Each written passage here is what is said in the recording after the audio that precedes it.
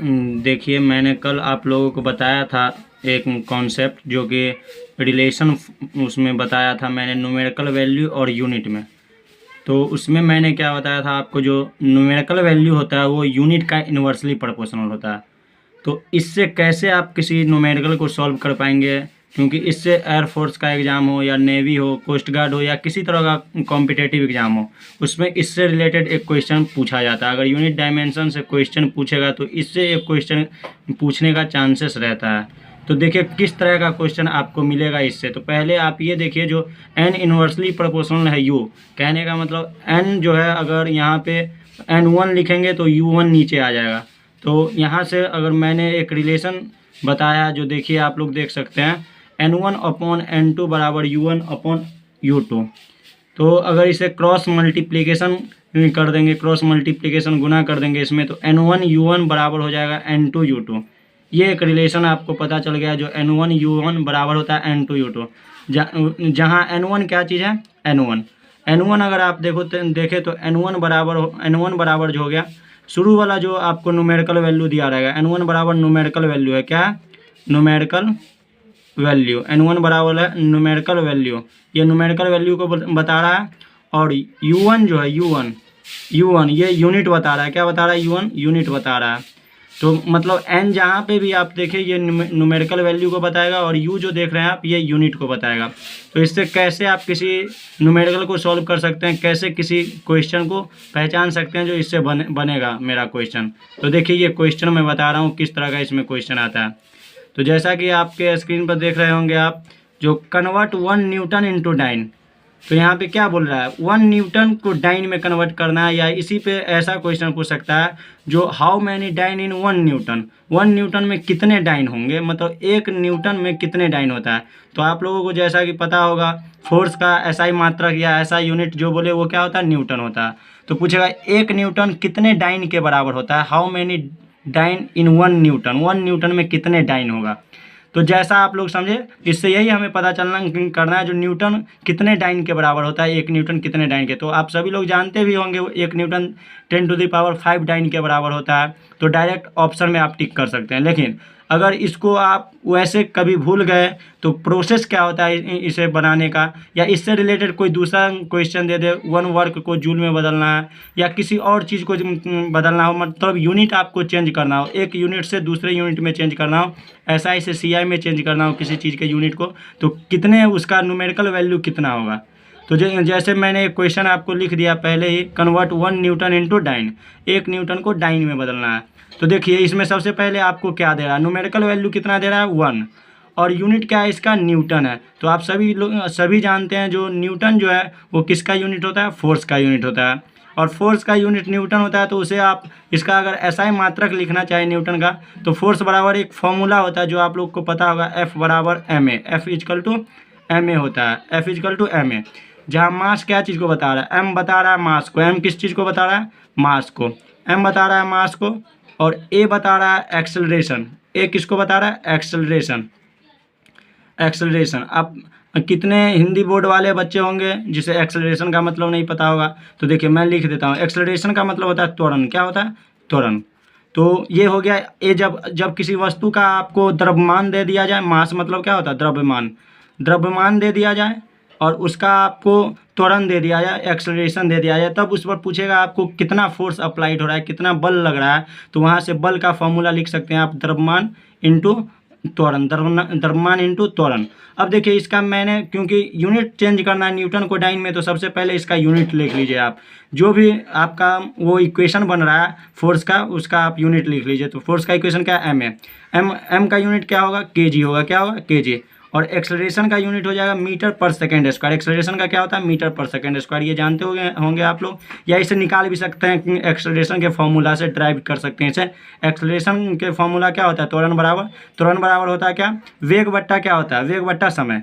त्वरण बराबर क्या होता है, वेग बट्टा समय होता है। कहने का मतलब एक्सेलरेशन बराबर क्या होता है, v - u अपॉन t होता है।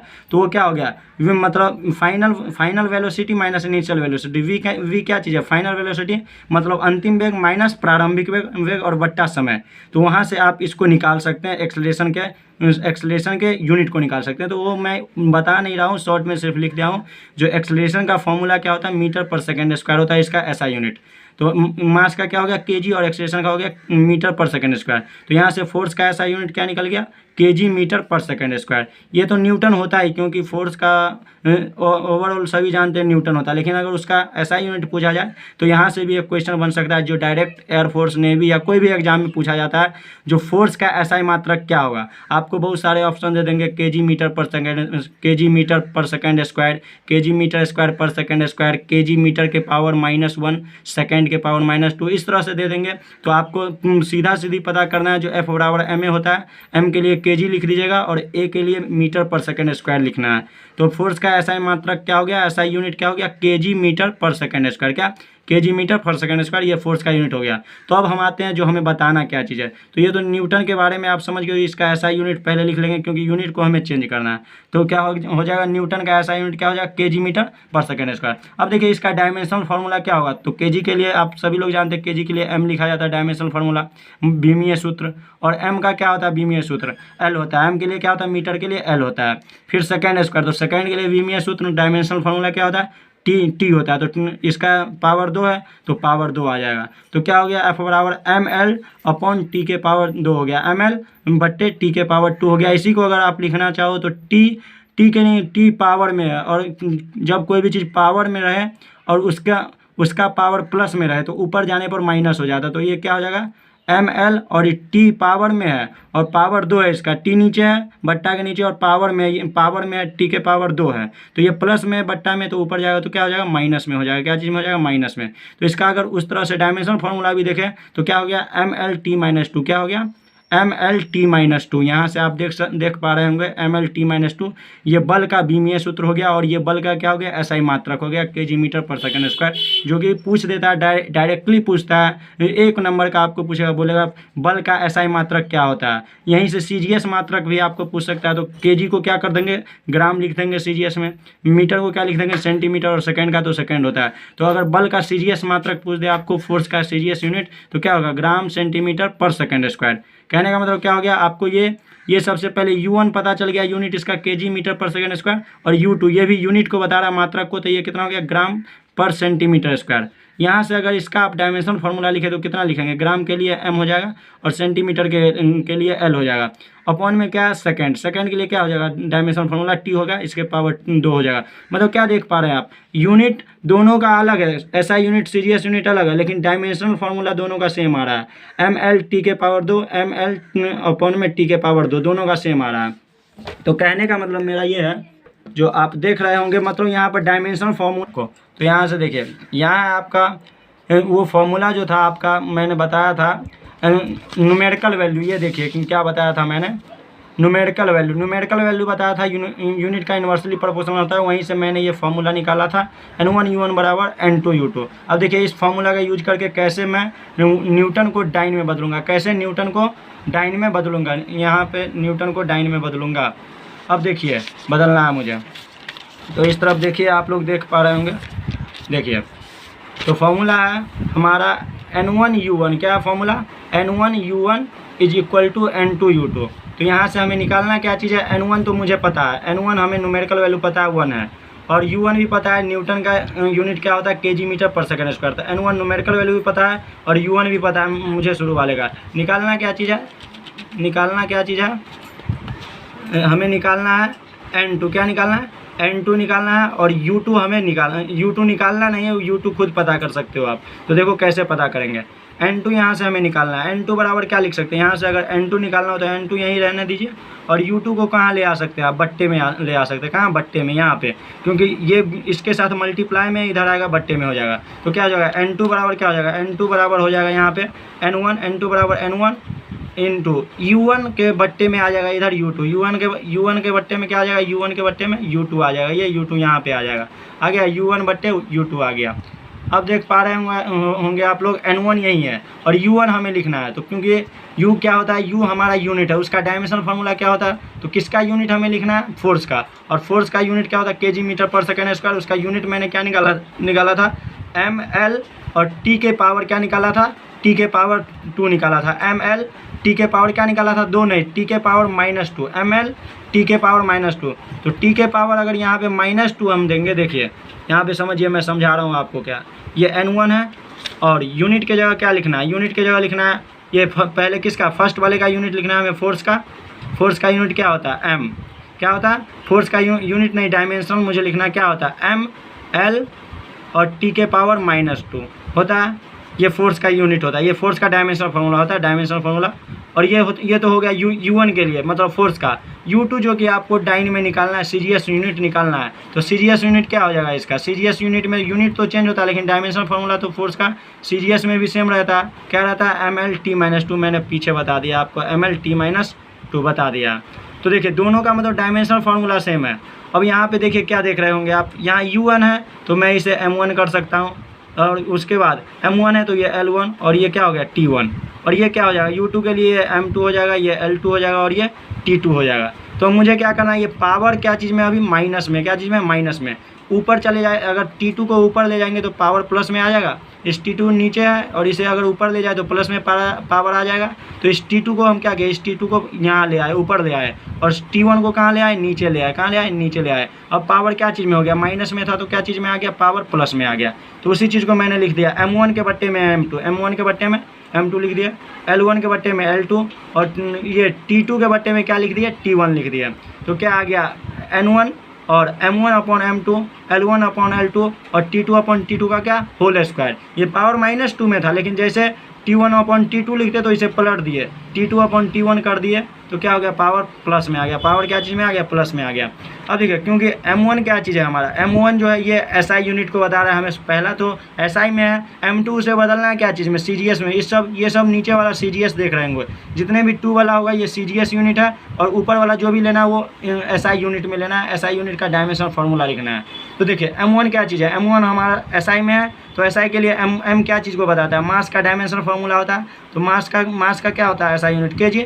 तो यहाँ कुछ नहीं है तो हम, क्योंकि 1 न्यूटन है तो 1 kg लेंगे, कितना लेंगे, 1 kg लेंगे। 1 न्यूटन को बदलना है तो यहाँ 1 kg ले लिए। उसके बाद 1 kg और M2 के लिए कितना लेंगे, क्योंकि CGS में है ये, M2 क्या चीज़ में, CGS में हमें बदलना है M2 को, तो CGS में क्या होगा 1 ग्राम। और L1 क्या चीज़ में, वो L1 है हमारा क्या चीज़, मतलब लेंथ को बताता है, लेंथ क्या चीज़ में, मीटर में, क्या चीज़ में, मीटर में है। तो लेंथ मीटर में होता है, क्योंकि SI यूनिट है, मीटर में होगा तो 1 मीटर हो गया, कितना हो गया 1 मीटर। और 1 मीटर और ये क्या, नीचे वाला L2 हमारा CGS में है तो ये क्या होगा 1 सेंटीमीटर। और टाइम क्या चीज़ में होगा, सेकंड में, और ये भी क्या है सेकंड में, मतलब SI CGS दोनों तो सेम ही है, सेकंड। यहाँ से हम क्या कर सकते हैं, काट सकते हैं। बच गया कितना, इधर आपको बच गया 1 kg/1 ग्राम, और 1 मीटर/1 सेंटीमीटर, और इधर सेकंड से सेकंड कट गया। अब बताइए आपको चेंज क्या चीज़ में करना है, SI को तो चेंज करना है किस चीज़ में, आपको CGS में। कहने का मतलब CGS को नहीं चेंज करना है, SI को चेंज करना है, क्योंकि फोर्स का जो यूनिट होता है न्यूटन, उसे डाइन में आपको कन्वर्ट करना है। तो न्यूटन को कन्वर्ट करना है डाइन में, कहने का मतलब SI को CGS में ले जाना है। तो यहाँ पर मास का SI यूनिट क्या होता है, kg होता है, तो इसे भी हमें CGS में बदलना होगा, तभी सारा वैल्यू CGS में आएगा। तो इस जितने भी SI वैल्यू है इसको CGS में बदल लीजिए। तो क्या करेंगे, SI मात्रा क्या kg को सबसे पहले CGS में बदल लेंगे, तो ग्राम में बदल लेंगे, किस में बदल लेंगे, ग्राम में। तो कितना हो जाएगा, 1 kg बराबर 1000 ग्राम। तो यहाँ 1 kg के जगह पे कितना लिख दिया, 1000 ग्राम लिख दिया, कोई दिक्कत नहीं। उसके बाद नीचे में 1 ग्राम है तो 1 ग्राम रहने दिए। उसके बाद फिर यहाँ देखिए, आप देख रहे होंगे जो 1 मीटर है, क्या 1 मीटर है, तो 1 मीटर, ये तो मीटर में है, तो हम क्या CGS में बदलना है, क्योंकि सारे को CGS में बदलना है। तो मीटर बराबर, मीटर को किस में बदल देंगे, सेंटीमीटर। तो 1 मीटर बराबर 100 सेंटीमीटर हो गया। अब देखिए यहाँ पर सेकंड से सेकंड कट गया, कितना बचा, सिर्फ 1/1 बचा, इसका होल स्क्वायर है। अब देखिए ये क्या हो जाएगा, 1000 को आप कितना लिख सकते हैं, 1000 जो ये है 1000, देखिए क्योंकि ग्राम से ग्राम तो कट गया, सेंटीमीटर से सेंटीमीटर भी कट गया। अब क्या बचा, सिर्फ 1000। तो 1000 को कितना लिख सकते हैं, 10 के पावर 3 लिख सकते हैं, 10 के पावर 3। और यहाँ बच गया 100 को कितना लिख सकते हैं, 10 के पावर 2। तो अब कितना हो गया, 10 के पावर 3 और 10 के पावर 2 का मल्टीप्लाई कर देंगे आप, तो 10 के पावर 5 आ जाएगा। और बदलना था क्या चीज़ में, आपको डाइन में बदलना था। तो ये N2 आपका कितना निकल गया, N2 जो आपका निकल गया न्यूमेरिकल वैल्यू 1 न्यूटन, वो किसके बराबर आ गया, 10 के पावर 5 डाइन। तो यही आपको कभी कभी अगर जैसे ओवरऑल नहीं याद हो, आप कभी कभी भूल गए, तो आप प्रूफ के थ्रू भी आप उसको टिक कर सकते हैं, मतलब आंसर सही टिक कर सकते हैं। नहीं तो कभी कभी बच्चे को क्या हो जाता है, मतलब वो भूल जाता है जो 10 के पावर 5 डाइन होगा या 10 के पावर 6 डाइन। तो ये जो मैंने बताया आपको, ये जो मैंने आपको सारा बताया, ये सारा जितना आप देख रहे हैं, तो इससे ये लगता होगा आप लोगों को मतलब बहुत थोड़ा लॉन्ग प्रोसेस सर ने बता दिया, लेकिन नहीं, ये लॉन्ग प्रोसेस नहीं है। जब आप इसे ड्राइव करोगे तो कुछ नहीं निकालना है आपको। सीरीज में जैसे ही निकालना हो तो सीरीज वाले को सारा को 2 मान लो। कहने का मतलब अगर N2 निकालना हो तो N2 मान लो और N1 यहाँ रहने दो, N1 यहाँ रहने दो। N2 निकालना हो आपको तो N2 बराबर लिख लो N1 और U1 के बटे में U2। मतलब ये फॉर्मूला आपको याद रख लेना बस। जब ये SI को सीरीज में बदलना हो तो आपको N2 निकालना है। क्या निकालना है? N2। न्यूमेरिकल वैल्यू निकालना होगा जो सीरीज में कितने के बराबर होगा तो N2 आपको निकालना पड़ेगा। क्या चीज़ निकालना पड़ेगा? N2। तो N2 आप निकालने के लिए क्या करेंगे? N1 का गुना कर देंगे U1 बटे U2 के साथ। बस इस पर आपको बनाना है। N2 बराबर क्या होगा? N1 into U1 upon U2। यहाँ से किसी भी चीज़ का जैसे मान लीजिए आपको निकालना हो जो 1 जूल बराबर कितना अर्ग होगा, 1 जूल बराबर कितना अर्ग। तो इसी पर एक क्वेश्चन है जैसे 1 जूल बराबर कितना अर्ग होगा। देखिए लिखा हुआ है यहाँ, क्वेश्चन देख रहे होंगे आप लोग, हाउ मैनी अर्ग इन 1 जूल। 1 जूल में कितने अर्ग होंगे, मतलब 1 जूल कितने अर्ग के बराबर होता है। तो सेम वही करेंगे क्योंकि हमको अर्ग में निकालना है। अर्ग में तो अर्ग वाले को N2 मानना है, अर्ग वाले को क्या मानना है? N2। तो N1 हमारा 1 है, N1 कितना है? 1 है। और U1 कितना है? जूल है। U1 कितना है? यूनिट क्या है? जूल दिया हुआ। N1 तो आपको 1 दिया हुआ और उसका यूनिट कितना दिया हुआ? जूल दिया हुआ। और बस जूल का यूनिट क्या होता है, जिस तरह से वहाँ पर लिखा है तो न्यूटन का यूनिट होता है kg मीटर पर सेकंड स्क्वायर, उसी तरह जूल का क्या होता है? kg मीटर स्क्वायर पर सेकंड स्क्वायर। ये कैसे हुआ? तो ये कैसे हुआ मैं बताता हूँ। क्योंकि जूल किसका यूनिट होता है? जूल होता है आपको वर्क का यूनिट। और वर्क का फॉर्मूला क्या होता है? W बराबर वर्क होता है। W बराबर होता है F.D। F क्या चीज़ है? F है आपको फोर्स। फोर्स का क्या होता है? फोर्स का भी मैंने पीछे आपको बताया ये ड्राइव करके। इसका ऐसा ही मात्रक kg मीटर पर सेकंड। क्या? kg मीटर पर सेकंड स्क्वायर, kg मीटर पर सेकंड स्क्वायर।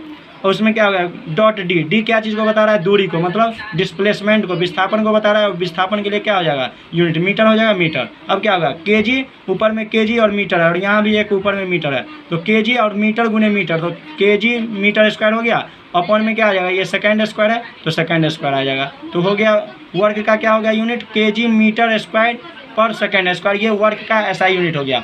अब जब SI यूनिट आपको पता चल गया तो कहने का मतलब था आपको क्या? N2 निकालना था। N1 तो आपको पता है। N1 क्या चीज़ पता है? N1 पता है जो हमको 1 दिया हुआ। कितना दिया? 1। और यूनिट क्या दिया? जूल। तो 1 जूल को अर्ग में बदलना मतलब N2 आपको निकालना है। अब देखिए N2 का फॉर्मूला सीधे देखिए आप क्या होता है। N2 का फॉर्मूला क्या होता है? देखिए N2 बराबर क्या होता है? N2 बराबर होता है N1 into U1 upon U2। तो N1 क्या हो जाएगा? N1 तो आपको दिया हुआ है, N1 आपको दिया हुआ है, N1 यहाँ लिख दीजिए। और U1 बराबर क्या हो जाएगा? क्योंकि किसी भी चीज़ का पहले आपको यूनिट लिखना है तो उसका सबसे पहले SI मात्रक याद रहना चाहिए। तो क्या होता है? kg मीटर पर सेकंड स्क्वायर होता है।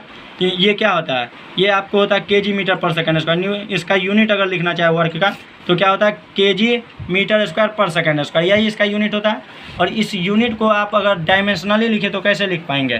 तो देखिए N1 बराबर होता है U1 अपॉन U2। तो N1 आपको दिया हुआ है और U1 यूनिट लिखना था। यूनिट क्या है? kg मीटर पर सेकंड स्क्वायर। उसका डायमेंशन लिख सकते हैं आप कैसे? kg के लिए क्या हो जाएगा? kg के लिए आपका m हो जाएगा और m मीटर है, मीटर लेंथ होता है तो लेंथ का डायमेंशन फॉर्मूला क्या हो जाएगा? l हो जाएगा। और सेकंड क्या है? टाइम है तो टाइम के लिए क्या हो जाएगा? t हो जाएगा। क्या हो जाएगा? t हो जाएगा। तो ये हो गया आपका mlt हो गया। क्या हो गया? mlt। अपॉन में क्या आ गया? U2 भी क्या चीज़ है? यूनिट है।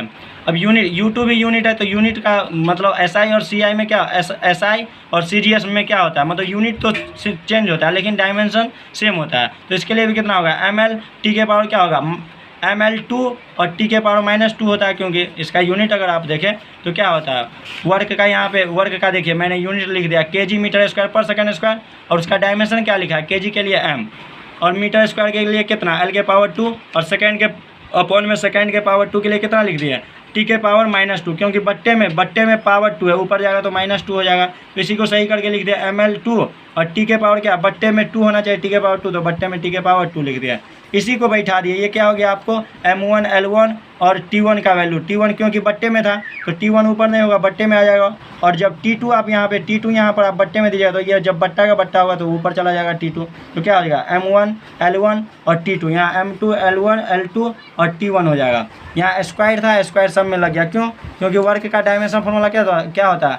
ml2 t के पावर -2 था, l के पावर 2 t के पावर -2। अब यहाँ देखिए क्या होगा? m1 क्योंकि मैंने बताया जो भी 1 वाला होगा वो SI का होता है। तो m1 बराबर कितना हो जाएगा? 1 kg। m1 बराबर 1 kg। SI में मास के लिए क्या होगा? kg। और SI में क्या होगा? लेंथ के लिए क्या होगा? मीटर। तो 1 मीटर और सेकंड का 1 सेकंड होता है SI CGS दोनों में। m2 क्या होता है? m2 बराबर ग्राम में हो जाएगा 1 ग्राम। 1000 नहीं है, ये है 1 ग्राम। और क्या ये क्या हो जाएगा? 1 सेंटीमीटर हो जाएगा। और ये है 1 सेकंड, कितना 1 सेकंड। अब यहाँ से देख सकते हैं आप, क्योंकि हमें SI से CGS में ले जाना है तो SI को CGS में बदलना होगा, kg को मतलब ग्राम में बदलना होगा। अब kg को ग्राम में बदलने के लिए क्या करेंगे, 1000 से गुना कर देंगे तो 1000 ग्राम हो जाएगा बट्टा 1 ग्राम हो जाएगा। ये कितना 1 मीटर है, कितना 1 मीटर, तो इसको भी CGS में बदलना होगा तो 100 सेंटीमीटर बट्टा 1 सेंटीमीटर और 1 सेकंड बट्टा 1 सेकंड। सेकंड से सेकंड कट जाएगा, सेंटीमीटर से सेंटीमीटर, ग्राम से ग्राम। कितना बच गया यहाँ 10 के पावर 3 बच गया, 10 के पावर 3, और ये कितना बच गया 10 के पावर 2, 10 के पावर कितना है 2 है और उसका स्क्वायर है तो 10 के पावर 2 का स्क्वायर कितना होगा 10 के पावर 4, तो कितना होगा 3 और 4 कितना होगा 10 के पावर 7, तो कितना हो गया N2 बराबर 10 के पावर 7 अर्ग में निकालना था तो 10 के पावर 7 अर्ग निकल गया। इसलिए आपको पता चल गया 1 जूल बराबर कितना होता है 10 के पावर 7 अर्ग। यहाँ लिख सकते हैं आप 1 जूल, क्या लिख सकते हैं 1 जूल लिख सकते हैं 1 joule is equal to 1 joule is equal to कितना होगा 10 के पावर 7 अर्ग हो जाएगा। कितना हो जाएगा 10 के पावर 7 अर्ग हो जाएगा। ये 1 जूल के बराबर होगा 10 के पावर 7 अर्ग। ये आपको निकालना था 10 के पावर 7 अर्ग, ये निकालना था। तो इस तरह से आप इस फॉर्मूले का यूज करके जो ये आप फार्मूला देख रहे होंगे N2, इस N2, ये N2 मतलब CGS में जब निकालना हो तो N2 निकालिए, SI में निकालना हो तो N1 निकालिए और ये फार्मूला पर बैठा दीजिए। हर एक का डायमेंशनल फार्मूला याद रहना चाहिए, उस पर बैठा दीजिए और आपका निकल जाएगा। इस तरह से 1 जूल बराबर 10 के पावर 7 अर्ग होता है। आज के लिए इतना रहने दीजिए, फिर अगले क्लास में जो इम्पोर्टेंट लगेगा मैं बताता रहूँगा।